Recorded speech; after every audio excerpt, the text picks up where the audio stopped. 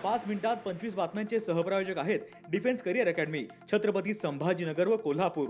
युवक युवतींनो, भारतीय सैन्यात घडवा अभिमानास्पद करिअर।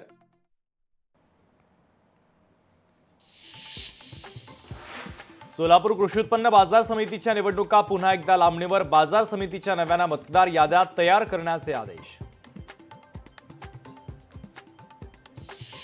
नागपूर जिल्हा परिषदेवर प्रशासक राज येण्याची शक्यता। नागपूर जिल्हा परिषदेची मुदत 17 जानेवारीला संपणार।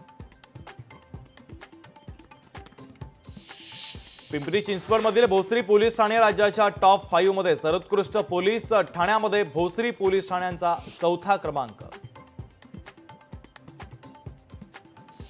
धाराशिवमध्ये अधिकारी आणि तहसीलदारांमध्ये वाद सुरू। तहसील कर्मचाऱ्यांचं पुन्हा एकदा काम बंद आंदोलन।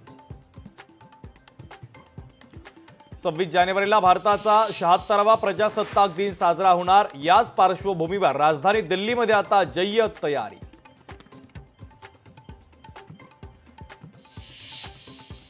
एकविरा गडावर मधमाशांचा हल्ला। फटाके वाजवल्यानं मधमाशांचा हल्ला। मधमाशांच्या हल्ल्यात अनेक जण जखमी। मुंबईतील वाढत्या प्रदूषणाचा मुक्या प्राण्यांना फटका। मुंबईच्या समुद्रातून माशांचे 200 किलोमीटर पर्यंत आतमध्ये पलायन। बनावट कागदपत्राच्या द्वारे 496 कोटींचा जीएसटी चुकवला। बनावट कागद वापरून 4 कंपन्यांची स्थापना। कोरेगाव पार्क पोलीस ठाण्यामध्ये 2 जणांच्या विरोधात गुन्हा दाखल।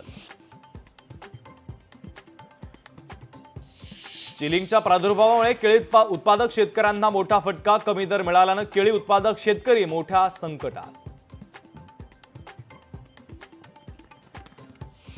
नाशिकमध्ये महाविद्यालयीन तरुणीवर अत्याचार। या प्रकरणी एकाला अटक तर 4 संशयित आरोपी ताब्यात।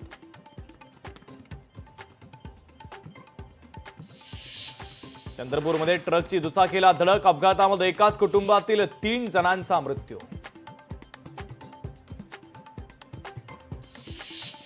नवी मुंबईच्या उलवे येथे हॉटेलला भीषण आग लागल्याची दुर्घटना। आग विझवण्यात अग्निशमन दलाला मोठं यश।